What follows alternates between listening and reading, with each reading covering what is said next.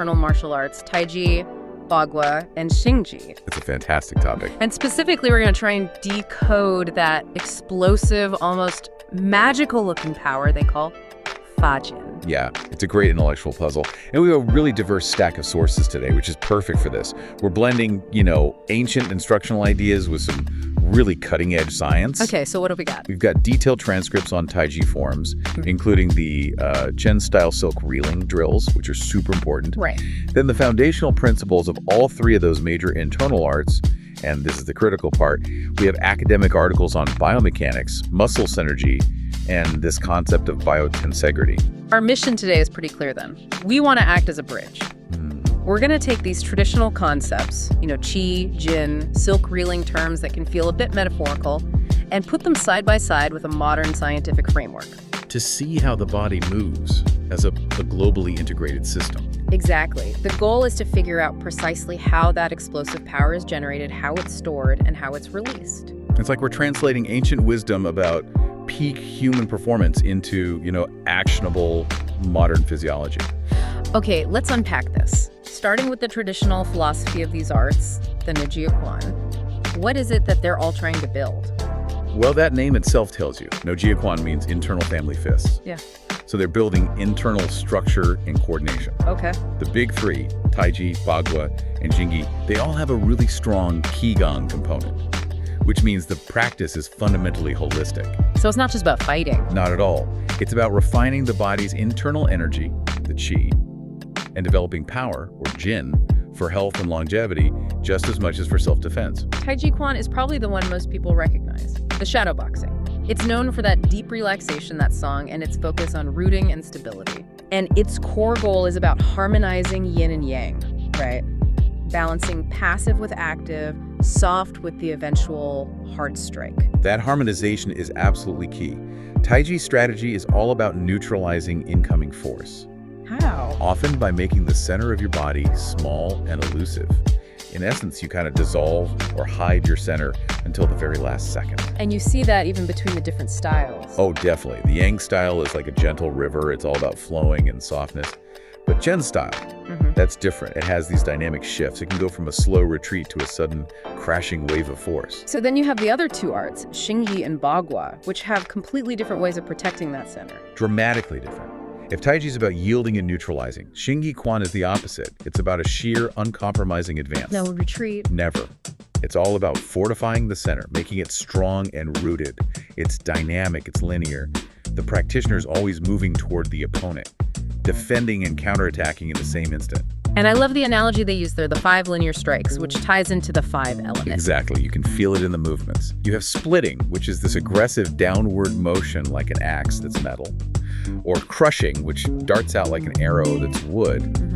It's about being an unstoppable force. So Taiji dissolves the center, Xingyi fortifies it, and then you have Baguazhang, the one with the circle walking. Bagua is the art of strategic evasion. It's brilliant. Its whole thing is moving the center around so it can't be caught. I see. It's built on constant circular motion. You're whirling around an attacker with locks, throws, strikes. You train your body to coil and spiral like a dragon. It's famous for opening the joints and routing force in these coiling paths. Okay, so we're seeing this theme of coiling and spiraling in all three, but let's really zoom in on Taiji's engine for this, especially Chen style, the practice known as silk reeling. Yes, Chan Su Jin. This is where it gets really concrete. And this isn't a metaphor, is it? Not at all. That's a crucial point. Chan Su Jin is a physical skill. It's a spiraling, coiling quality that you cultivate inside your physical structure.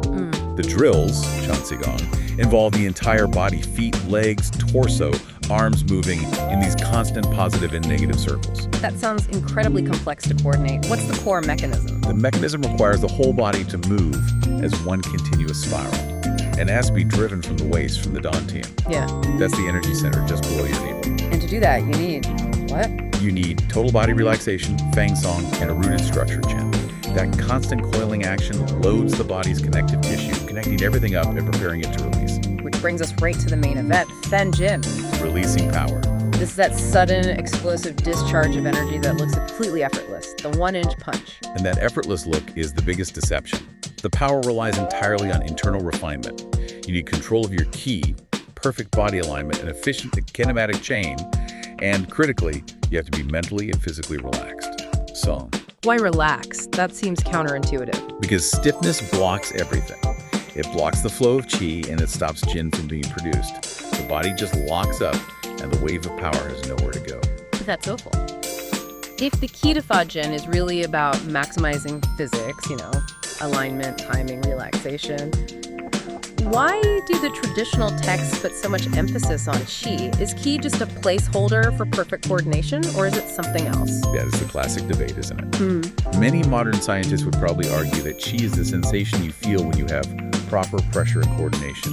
It's the feeling of the body acting as one fluid unit. But that's not the traditional view. No.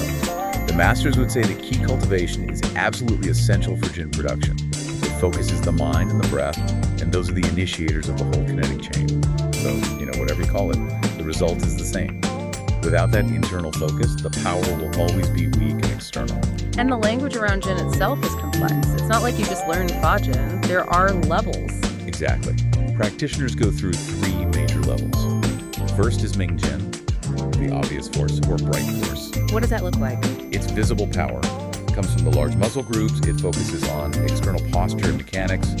Think of a powerful baseball swing or very committed visible punch. Okay, and then it gets more subtle. Much more. Next is Anjin, the hidden or dark force. Here the power emission becomes short, precise, internal. The movement is tiny. The 1-inch punch idea. Exactly. You might only see a small rotation, but the force penetrates deeply because the internal timing and coordination are just on another level. And the highest level. That's Huajin, the transforming or neutralizing force. This is completely adaptive. It's the ability to use an opponent's own force against them to redirect or neutralize it with no visible effort. It's entirely internal. And to make that explode